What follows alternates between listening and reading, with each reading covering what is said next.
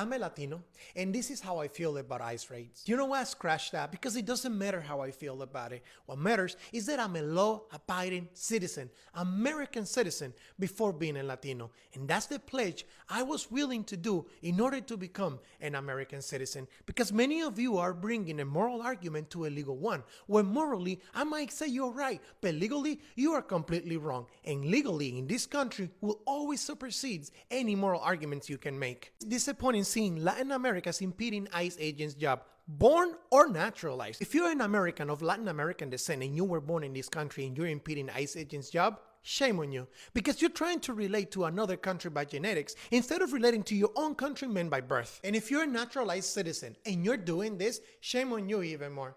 And don't look at me with a disappointed face. The disappointment is mutual because we are guests in this house. You, more than anyone, know the struggle of growing up in a different country and being lucky enough that we were let in and found the path to legally become a citizen. You think you're helping them, but what you're doing is closing the gate behind you for those that do want to come in legally, because now Trump doesn't even want to let legal refugees in because of the lack of decorum we immigrants are displaying. We need to realize that us, as naturalized citizens, have a bigger chip on our shoulder than those that were born in this country. It is by our day-to-day actions and our motives and our goals and our respect of these laws that we show them it was not a mistake to let us in. Americans already feel like this is not the country they grew up in. They can't even recognize it. It is not racist to do so. Simply recognizing the difference that we ourselves are making, because we're not acting like American. We're acting like Israeli Americans where we put Israel first. We're acting like Palestinian American where Palestinian goes first. We're acting like Cuban, Mexican Americans like where Cuba or Mexico goes first. It is us,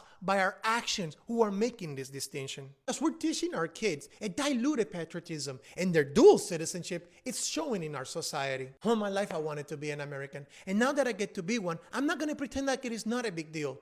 It is a huge deal. So I'm going to embrace their culture. I'm going to respect their laws. Being an American citizen is much more than receiving a piece of paper that stops them from kicking me out of the country. It is an opportunity to show them by my contributions to this society that it was not a mistake to let this Cuban become an American.